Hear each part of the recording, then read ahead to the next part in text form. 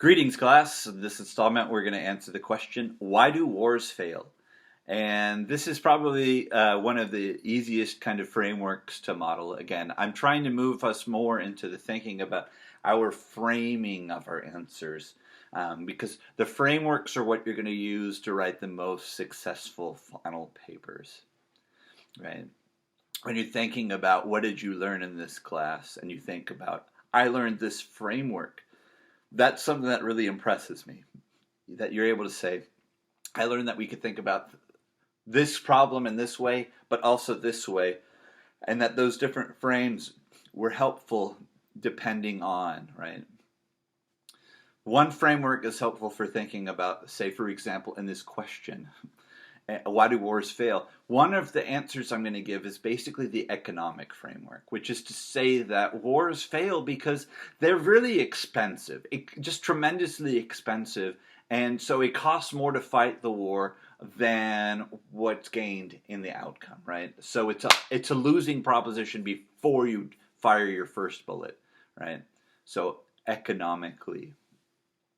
But then the next framework we could say is like the strategic framework, which is to say that something, and I'll go into more detail, but that while uh, short-term gains might be realized through war, when the underlying conditions that generated the conflict or the crisis or the emergency have not been addressed, the chances for relapse or return to war are high, which means that you fought for nothing, essentially, right? And scholarship in Africa, for example, showcase that the average return to war, um, interstate or civil war, was about 7 years. So you fight, you barely get a chance to experience some sort of relative peace, and then you're fighting again, right? It's a really expensive operation, which goes to the first one, but it's a recycling situation, which says that we never bomb our way to peace. We don't kill our way into people's hearts, right? Um, so two frameworks. Wars fail. It's a bold statement. It bears out in a very significant way in the scholarship, right?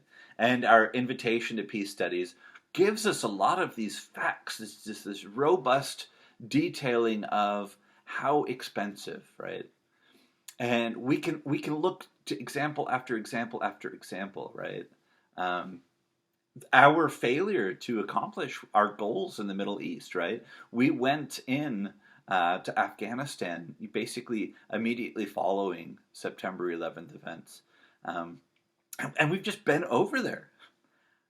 We're nowhere closer to eradicating an ideology because you can't kill thinking, right? Like you can't, even if you burn down the library, as long as people remember what the concepts were, they will rewrite it. And now that we have the internet, it's, like as we see, right? Um, it's impossible to erase something off of the internet. It will be there.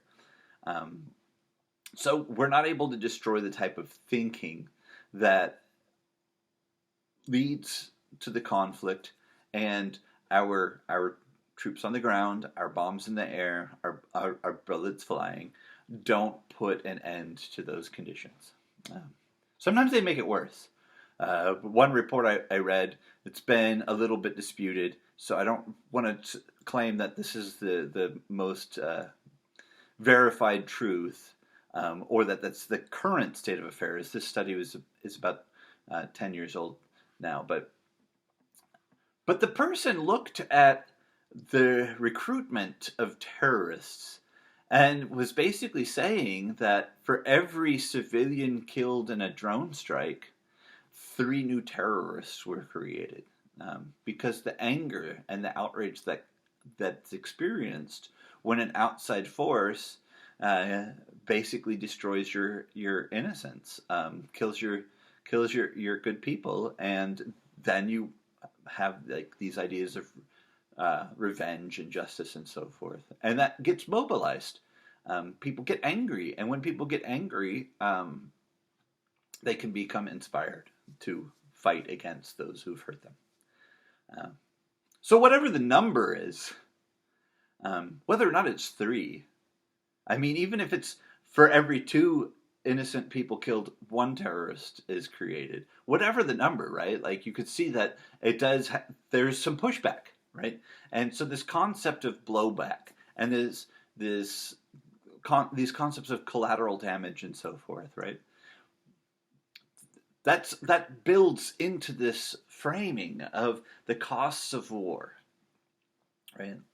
Um, different analogy here is something like they say that there's no value in a tree until it's been cut down, except for that we are experiencing climate change, and we're experiencing problems with our environment where we need different things conserved, and so deforestation actually is a real issue.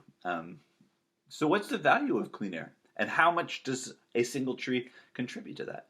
What's the value in clean water? And how do trees relate to root systems which help to keep our soil from eroding, which helps to keep our streams clean and creates a buffer so that our water can become purified before it makes its way into our drinking sources and so forth, right? How do we place a value on that? Well, we don't tend to do that as much as maybe we could or should. But so the fallout, right, the damage that's created by, displacing people and so forth, those costs are high. And if we employ other means, if we use our money in more efficient ways, which is true, I mean, there's no way around it. We are more effective through non-combat operations. We literally do more when we build bridges. Literal bridges. There are areas where people are food insecure because their roadways get washed out and they don't have the infrastructure to build what they need. But our U.S. military frequently does things like goes in and builds for people what they can't do on their own. And then the benefit from that, say in Afghanistan, is that when the U.S. military does something good for the people and saves them, essentially, helps them combat malnutrition and starvation by making it viable for food to get into their communities, then they give information about, like, say, the Taliban's operation or Al-Qaeda's operation, or what's going on that's causing or leading or contributing to their insecurity. And credible intelligence is worth a lot.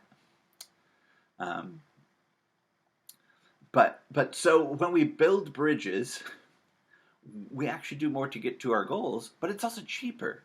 Like it's just incredible, right?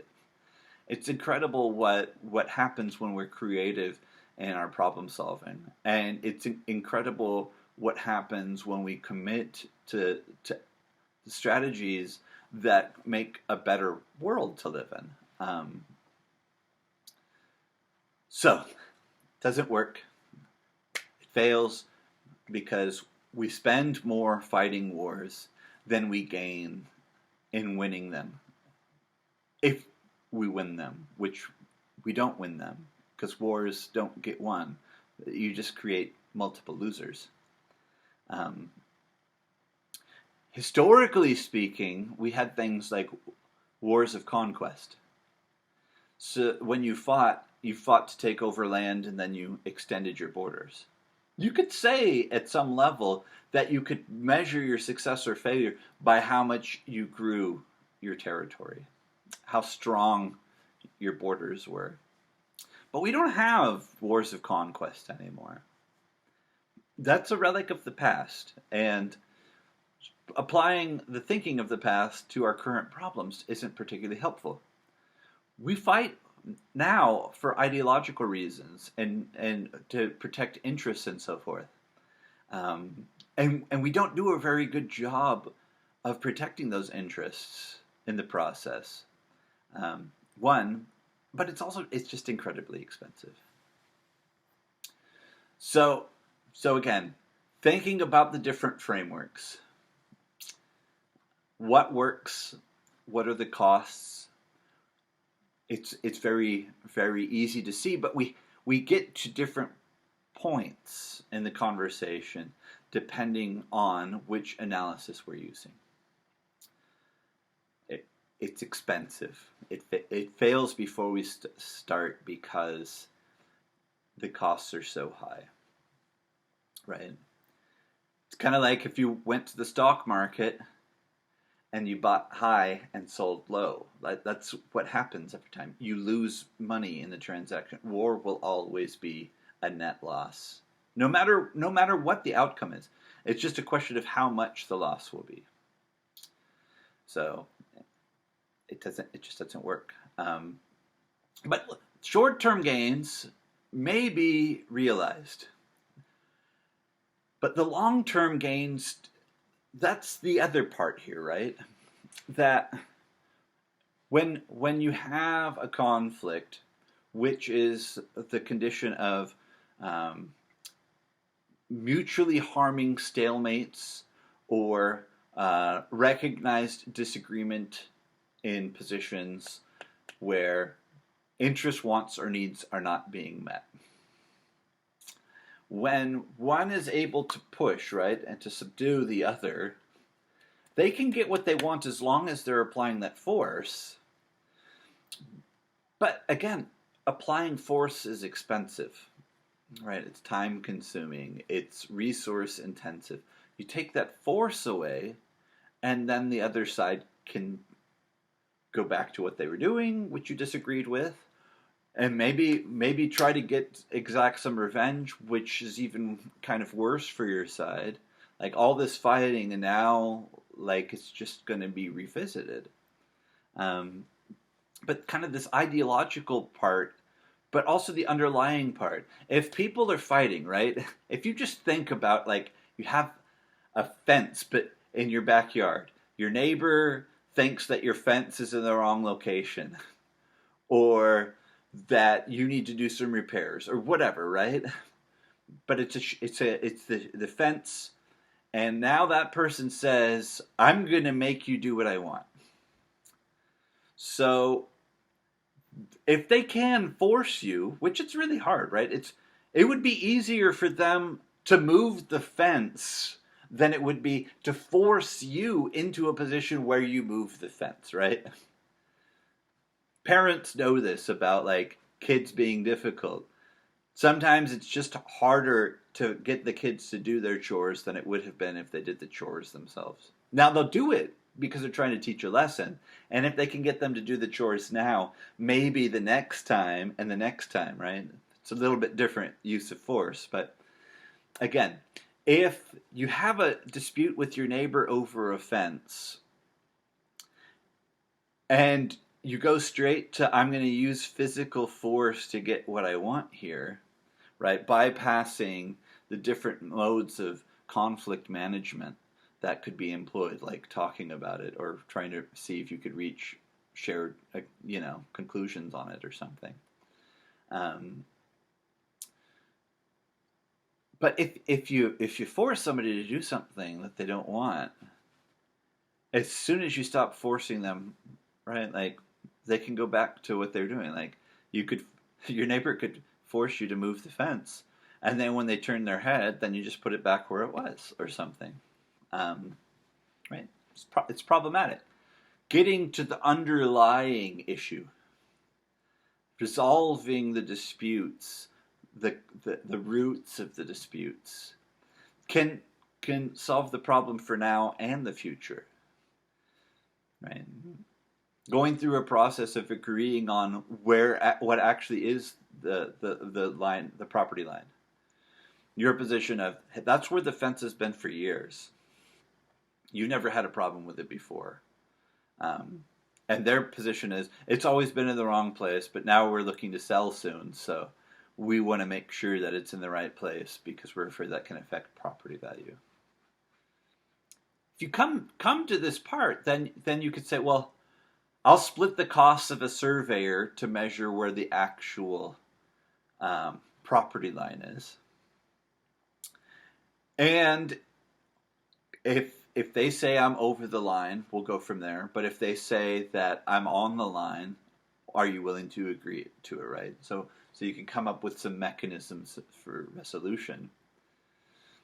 But you can also have stuff like, okay, we'll split the cost for a surveyor, and if I'm over the line, I will pay you $5 for every square foot I am in your property.